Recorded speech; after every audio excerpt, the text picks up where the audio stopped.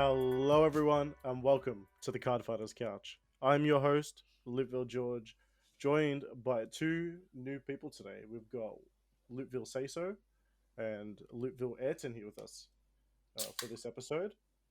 And so, Hello. yeah, Cool. why don't they introduce themselves? They haven't been on an episode before, so we'll start with Lupville Ayrton. What can you tell us about yourself? Oh, uh, yeah. My name's actually Ayrton. I don't go under an alias. You've probably seen my face multiple times on the channel because of the that playmat. um, I mainly play Bermuda. I play the Rummy Labyrinth clans, and then some Dragon Empire on the side for Bav Sagra. Besides that, what do I do? Play a bunch of video games outside of Vanguard. Uh, play a couple other card games here and there. Originally Yu-Gi-Oh player. Battle Spirits Yeah, now. Magic. Yeah, all the good stuff. yeah. So Sayso and Ayrton are both Battle Spirit players. Oh And yes. a lot of the Western Vanguard community probably don't know what Battle Spirits is. I didn't know much about it until it came into our card store. Yeah, our locals really picked it up. Right. Yeah. So so tell us about yourself. Luke will say so here. If you've been watching a bit longer, I used to be called Guest Say So. Hell yeah. It was the sole like few videos before I became a Loopville member. Main clans I play, so the top three clans for me in no particular order are Kagero, Gear Chronicle, and Shadow Paladin. And yeah, they're just really cool clans, you know. Like I just like the cool aesthetic and very No. expensive. It's this Oh, Shadows is super expensive. Shadow It always I has love been. $20 Esros. Wall of Paladin. What else I do outside hobbies? Yeah, I do play other card games. I play Yu-Gi-Oh, Magic the Gathering, mainly Commander, Battle Spirits, and been getting into Shadowverse a lot recently last year. So Yeah, a few of us, not including me, but some of the other Lootville members and guests have been getting into Shadowverse, and with Magic, we all pretty much play Magic, but we yeah, only play Commander. It's nothing outside of Commander. just good. You know, like after locals finish, you just get all the boys together and have a sesh. You Yeah. play a six-person Commander game that takes 3 hours, Yeah. and then if you're me, you just end up scooping because you're just like fuck stuff this. I'm in a bad position, and just get rid of your hand. Yeah. Mm. Now, Is that all like where you plan the Magic session like ahead in advance? Like, oh yeah, who wants to play Magic on Saturday, Sunday, Oh yeah. and just yeah. You know, hook you in, get bro. into like the groove, some like it just like in spurts Yeah. where people like play a lot of Magic and stuff. It's a trend. Every like month or two, there'll be like a week where or two we're just playing Magic for Yeah, most of mainly the day. Yeah, mainly new releases, you know, when the new Mm, set comes out. Yeah. yeah. All right. So to get on to our first thing, at the start of each episode, besides the new people onto the show introducing themselves, I want to go over a recap for all of us quickly on how we did at locals. So I played on our locals is held on Saturday Sunday. So we have Overdress and V Premium on a Saturday and Premium on a Sunday, as well as Battle Spirits on a Sunday as well. I only played the Saturday, so I played both Overdress and V Premium. Overdress, I did pretty good actually. I went 3-1 with Gravidia. It was my first time ever touching the deck. If you go onto my Twitter at VGGeorge, you'll see the deck list and you'll see that I put in a comment where I borrowed Fortune's deck, and it was the easiest thing in the world. It was so brain dead. I'm sorry, Gravidia players, but it's very true. I think you know that as well. And I went 3-1. So it was Yay. really eventful. I did play against Token Ramboos. It was a free win. Yo, I Sorry, love double sorry, triggers. Starlax. And that was a really funny game for my last one. And then V Premium, I went in with Amon. It was just a casual tournament, and I went 2-2. I had some really bad luck and really bad hands, but that stuff happens. Okay, anyone want to go next? Yeah, I'll go next. So I played on Saturday and Sundays. I played Overdress and V Premium on Saturday. For Overdress, I played Nirvana, and oh boy, it's, I'm not sure if it's just me, but that deck and me just don't work together. So I think I went 0-4. Yeah, every time I play you against that deck, it just like you just don't have a good time. Yeah, I think I'm gonna retire it for a while. Like go back to Bastion and Bruce. Because Isn't our that what you said at locals, set 3? Yeah, our locals is very prison heavy. I yeah, only fought it's one prison very that prison day. heavy. It's like hard to fight against. It's not impossible to win, but it's just uphill. But yeah, I think Nirvana maybe just not for me. Like some decks you just don't can't play with. Yeah. However, V Premium I did a lot better. I played this spicy list that I think a few of us have been cooking at locals and seeing from Japan. It was Amon and Shahara, mainly Shahara with just the Amon pieces. And that deck, I went 3-1 and got second because I bricked in the last game and didn't see it trade free. Just so you all know, if you go onto our Twitter pages, all our Twitters should be in the link of our YouTube video. Otherwise, if you go onto the Loopville Twitter page at Loopville, I think they're all there as well. Yeah. It should be all the deck lists and how. Or we it could just went, be in the description, usually. like probably in this Yeah. description video. Yeah, I'll probably put some. If I'm not lazy in the YouTube video, I'll put some deck lists up on the screen, and like I did for last week, and stuff like that. Cool. So, Cesar, how'd you go on Sunday? Did you play Sunday, I did not play premium, but I did help test with a bunch of friends. I played what was it, Chat Noir premium? That was really fun. I just borrowed a friend's one, and yeah, it was really cool with the was it the Crow Dragon? The not Crow Dragon, the That's Crow, a spicy list. the plague Stoichea Crow doctor. thing. Yeah, like every time you place a Great Field Raider Vanguard, it comes back from drop. So that includes Striding.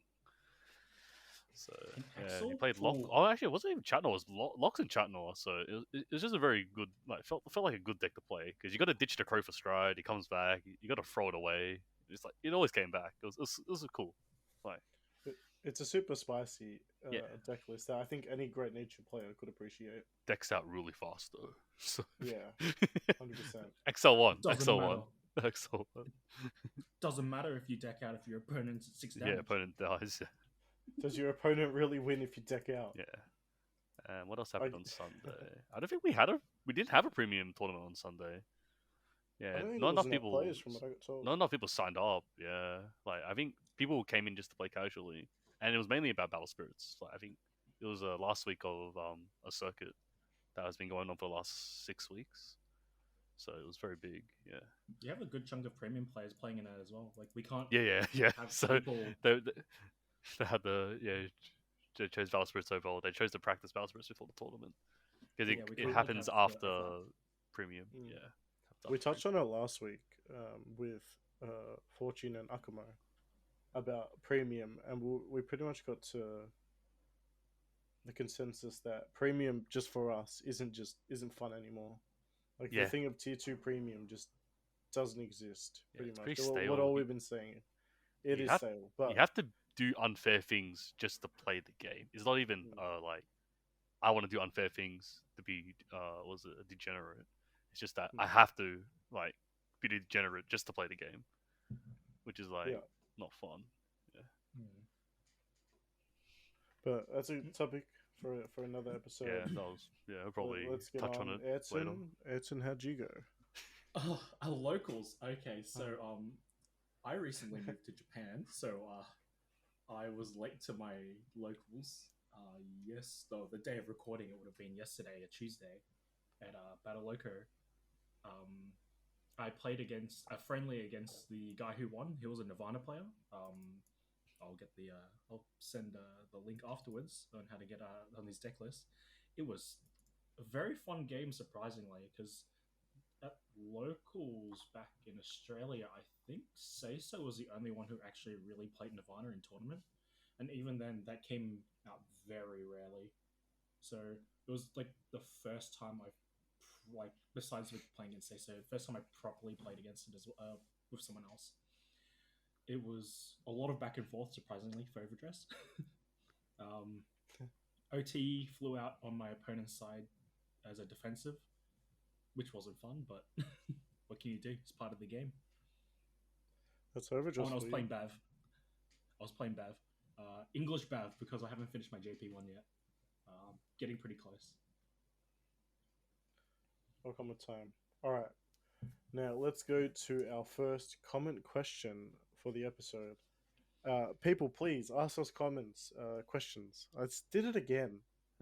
I said in the last episode, I said ask us comments, but ask us questions. Yeah, ask us questions in the comments of our YouTube video, or even on our Twitter posts. Ask us stuff for a chance. Most likely, 100% you'll be featured on the next episode. So ask us anything Vanguard related. Ask anything life related.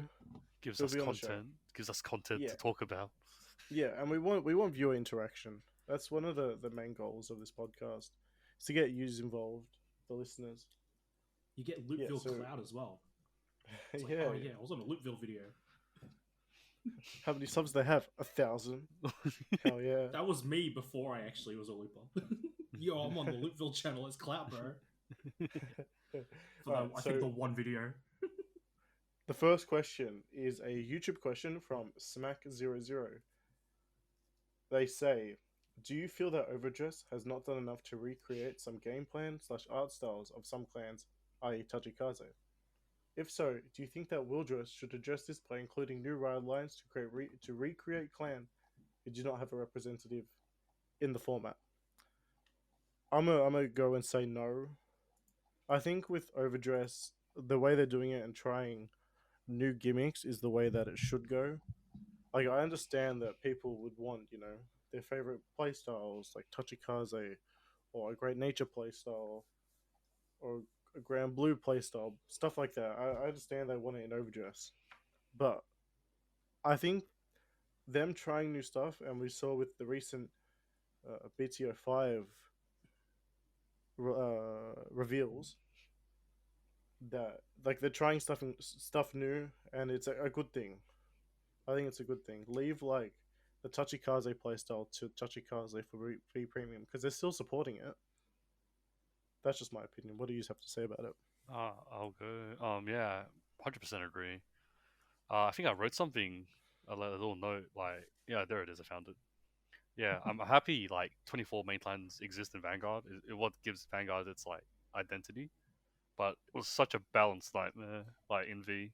Like, support wasn't equal, like, clans were forgotten, clans got reworked. Like, you looked at, it was a Mega Colony, they didn't have consistent support until Clan Collection, like, where they focused on stunning. Like, they got two sets in a row. 100%. Yeah, like, and like, I think even slowly introducing or not even giving playstyles back in D, like, it'll suck, but in the long run, I think it'll benefit the format as a whole. Like, you get to put new stuff in, and then it gives people a chance to explore V and Premium after they've had their fun in D. So you still get to get those playstyles. It's just you get to try in a different format, basically. Because I think their goal still is to get people to play other formats, mostly V. I'm not too sure about Yeah. Premium, but V still gets a lot of support. So V's very what's popular. the point? What's Yeah. the point of putting the other playstyles in Overdress? So I'd like to add, what was it?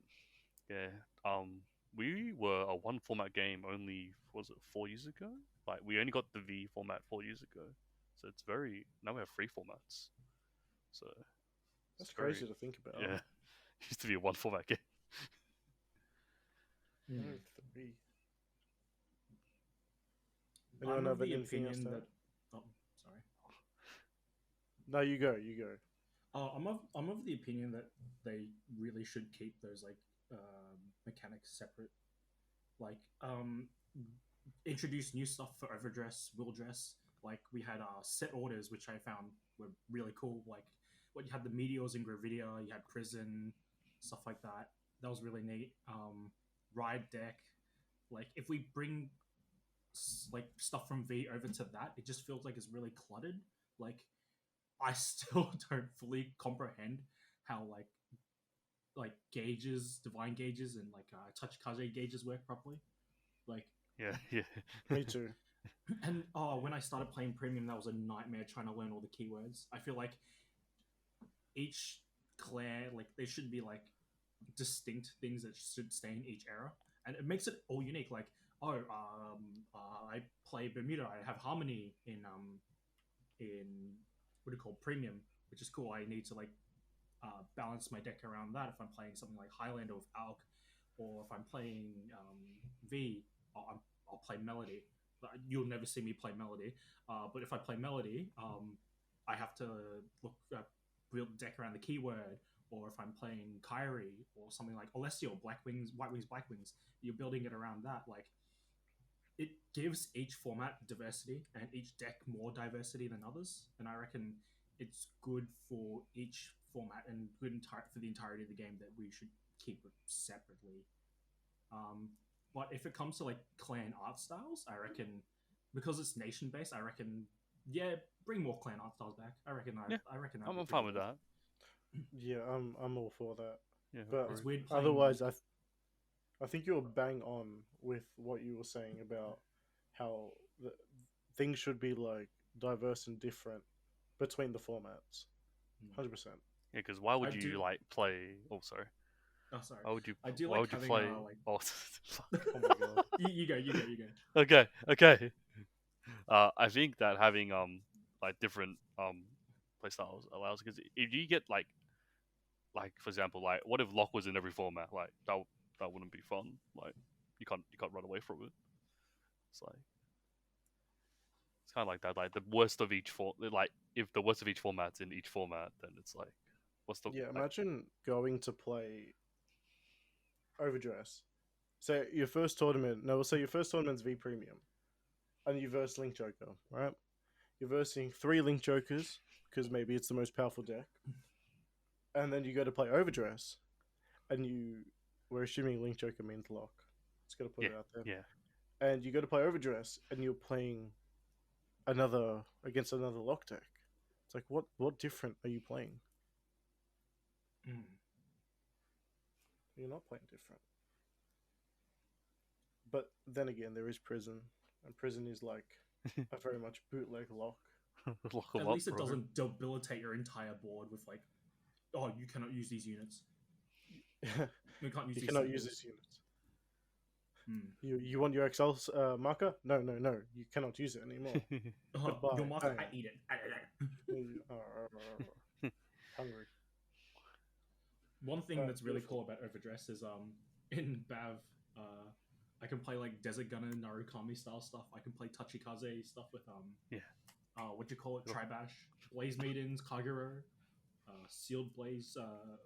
It's just a like amalgamation of things to come together that makes like, although it kind of just like nullifies it all to one nation. It's just kind of cool seeing all this stuff come together. It's like Extreme Fight in a sense. Oh man, it's Dragon Empire. You know, it's everyone. That's Everyone. the one thing about Dragon Empire is that you can be so diverse with your build.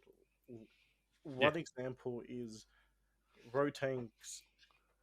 He made a Highlander Eugene deck list just because he could. I don't know if he's posted any. I think it was a YouTube video. But that was insane for no reason. Very interesting idea, and you can play some of the weird techs. Like the grade 4 Verena, where he can just superior call it. That was Oh, really no, sick. Yeah. That was sick. Yeah. Imagine making cards grade 4, but not but kind of generic. It's great. All right, let's get on to our main topic for the episode. We really wanted to touch on tournament etiquette with new. No, I shouldn't say new. With tournaments coming back to in person after all this time, after lockdowns in countries and social distance rules. We just want to kind of explain to new players and older players as well about tournament etiquette. This got brought up because I saw a Reddit post by Outlawed Unicorn. It was posted annoying opponents, and it pretty much just said, I'll read through the first one. There's 2 points. I'll touch on the first one a bit more because it happens, and I think some of us are very guilty for it, but it says players that talk through and narrate your plays, so the plays that you're doing, not their plays. Uh, yeah, so it says, for example, you activate a card, Demonted Executioner, and they have to say, okay, Soul Charge 3. Or if you have an on hit ability, they go and often say, okay, add Maelstrom to your hand, or narrate what you should do slash the optimal play that you're already going to make. And he just said, dude, shut up, let me make my own plays, or let me narrate them to you. This happens quite a bit with players, and it's yes, it is annoying. I don't think they have a bad intention. I don't think why would Nah, you have a but I bad intention think doing it? in higher level tournaments, it can be counted as like what was it? It's not cheating. It's like colluding because you're giving your opponent they're telling the opponent like how to play. If you're Could also be considered BM. and bad manager is like you're basically telling them you should do this. Like, let me think for you. Yeah. So and that also brings in the point of backseating. Oh, Exceeding. yeah. I think we all have someone in mind when it comes to that. Yeah. Yeah, 100%. And it's if you're learning the deck, different story, right? But if you're in tournament or even some casual games, you've been playing the deck for months or years, whatever, and someone's at the back of you just trying to tell you what to do. One could be revealing what you have in your hand, and two, you know your play. If you know your deck, which a lot of us do in our community, at our locals, like just be quiet. Yep. We don't need to hear. We're gonna do what we want to do. On your thing on the revealing plays, what if they say a play, but it's like a misplay, but then you give away all this information as well? So it's like it's very it's Yeah, very if like it's after the disruptive. game, Yeah. if it's after the game, understandable. You Yeah. just kind of coach it a little bit and be like, okay, if you had have done this, this might have been the better outcome. But Like not constructive, true in a game, constructive. You can't. Yeah. Yeah, that's not really It's like an every- backseat gaming because it's just like, oh, it's after it, like, oh, it's a bit of feedback. It's like, Yeah. It's like when teachers give you that report sheet with your feedback. It's like, oh Yeah, yeah, you could told have done you. this, could have done that. Don't tell you during like, the oh. test. Oh, they tell me during the test. Someone's losing their job. So one, if players aren't asking for help, don't backseat. It's not good. No one likes a backseater. Kind of ruins the game vibe. So, Coaching is different to backseating, and I think people just got to understand that a little bit. Coaching is coaching someone how to play a deck or the game even. Backseating is just straight annoying. Because coaching is like you have the player will probably be willing to be like ask, oh, can you help me play through like this game as well? Like they probably had consent to like they asked the guy that knows how to play the deck or even borrow the deck and be like, oh, can you just walk me through like the first few games? Or they ask, oh, is this the right thing to do? It's like, oh, yeah. It's like But oh boy, have we had experiences with backseaters. Oh boy. actually, going back to the first point, I think I was talking to you guys the other day, and I said I was guilty of like narrating plays. I actually remembered why I'm guilty of that because one of my mates I was playing Vanguard with when I was learning, we would used to forget his skills all the time, like absolutely forget it. So I'd have to like remind him, and I think it just carried on from like back from 2011 when I first started, when I first played. I'm like, oh yeah, it's this skill. You do this right. And then I think it's just carried on from then. It's a bad habit, but I am a bit guilty from it. I have the worst habit of missing skills. All the time. I think there's a few videos. There's a few videos on this. Oh, 100%. 100%. I'm so bad at it. I do anything to misplay. add on? No, it's all good. It's just like if I misplay, I misplay. But at least you didn't tell me like if it's a casual game, it's just casual game. Like, but then it helps you learn to remember. Like it drills it in. All right, on to the second point because this one to me is a little bit controversial. Okay. It says players that feel the need to approve your moves or act cocky or nonchalant about the play you made. For example, a really common thing is I hear players do is say, "That's fine. That makes sense if they're no guarding a rear guard or something, or in a situation where they have control of the outcome. But it's irritating when they say it in a response to you sniping a rear guard or something. I don't need your approval for this action. That's fine. STFU and just bind slash retire the selected card. Sometimes I even say it on the most minute things, like you're soul charging or getting an imaginary gift. Yeah, it's fine because you don't have a say in it anyway. Oh yeah. Me, the thing is like, what I'm very guilty of saying that's fine, but it's for me more to process the thought of like, okay, he's getting a gift, or okay, he's retiring my Like rear guard. yeah, it's more like just was it obtain the information and be like processing it. I think it's okay. I guess it's the manner how you say it. It's tone, Like, yeah. Like yeah. it could be like, it's like that fine. That's fine. Could come out like, oh, okay, Oh, okay. yeah. It's like, oh, that's fine. Yeah. But then even then, like some people could like interpret that tone as, oh, being a bit a little smug, are we? Something like that. Yeah. Yeah, because if they're sniping a rear guard, and you're like, oh yeah, that's fine. Yeah. Yeah, it's gone. That sounds very cocky. Yeah. But if they're sniping a rear guard, you're like, oh yeah, that's fine, cool. Yeah. And then you put it in your drop zone. Yeah. I wouldn't have any problem with that. Hmm. And I don't think I run Intonation. into this issue very often. No, I think it's more or less it might go back to the first point where they narrate your plays. I think it falls under where they're like, like, oh, I was gonna retire my thing. Like, yeah, sure. It's like, because I play what Cargo, Sharpel, and Gear Chronicle. All of them have some sort of removal, so I'm probably the guy dealing it. I haven't received much like things like maybe the occasional like, oh damn, you shot my most important rear guard. I had lying around, but that's it, I guess. Like, Mm. All right, so tournament etiquette. So, with as I said, tournaments coming back. What should you not do? One, is backseating. Edson, have anything? You have anything to add? Oh yeah. Sleeve your cards. Bring a deck box. Take a shower. Bring a mat. Actual like be presentable. Don't leave your stuff lying around. People still, Definitely. yeah, like not as Yes. it's not as bad as in Vanguard, but still be safe. Seen Especially some at horror stories. nationals, especially at Springfest and nationals, where I've had multiple people had their stuff stolen, and it's like it's not good because like it's your cards, it's expensive.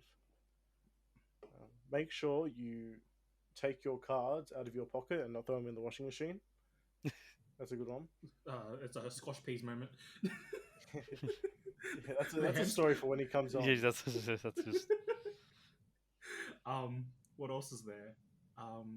Oh yeah, going back to the stolen cards. Have you seen those like posts on the year group of people having their cars broken in and stuff like that? It's nuts. Like, keep your stuff safe, please. yeah, It'll save you a headache and a lot of grief. and money. Know where your stuff is. Look, I think the mental anguish is probably gonna like come first before you realize, oh, that's gonna be a lot of money to replace everything. It's like, go to my deck. What else you shouldn't do? Tournament, I guess. Like, don't show up late, because that's a waste of like everyone's time. Oops. Yeah. So, What else? like, I'm Stay pretty safe. sure. Yeah, 5 minute. I think it was 5 minute rule to the DQ. Like, you 5 don't get minutes? DQ. You get game loss. You get game lost. Like, Oh yeah, it is 5 minutes. Yeah, it's the same in Yu-Gi-Oh. We're making it sound super scary, but in-person tournaments are like the best thing. yeah. Just the community in general. Here, especially in Victoria, our community is like so welcoming, so nice Mm. for the most part. I didn't know any of these But- boys like March last year. It's been Yeah, been just a just year. over a Just year since I started going to Neko, and it's just like now I'm one of the boys. It's great. Everyone's welcoming. New people came in, like welcoming some people who've been going for ages. Just get them in the group. It's great. You can build really good friends at IRL tournaments as well. 100%. Okay, now let's segue to our last question of the episode. So this is from Twitter, out of Orange. Big shout out to her. Replied to one of our comments saying, "Do you agree? Yes or no?" And to put the picture for you, it's Kanzaki on the homepage of Vanguard Zero with the quote, "I find the most erotic part of a woman is the boobies." I can't believe they put that in the game. What This is that like- real? No, no No. way. No No, way. no. I refuse to believe that's real. But No, surely no. I don't think that. But that is hilarious. I got a few likes on Twitter. I know that. I think we should have I fact think, checked if it was real or not. probably. I think in the comment of that, I think people asked if it is real, and I don't remember seeing if it was or not. But I think that is false. I'm not going to say what is, but I think that is false. And I think that should do it. I think we should leave it there. So thank you all for listening to the second episode of the Cardfighters Couch. May have been a little bit messy, but we're still getting used to it since podcasting isn't our forte. But thank you all for watching. Thank you to Louisville Ayrton and Louisville Say So for joining me on this episode today. I hope you all have a wonderful day, night, evening, wherever you are in the world. We'll catch you in the next episode.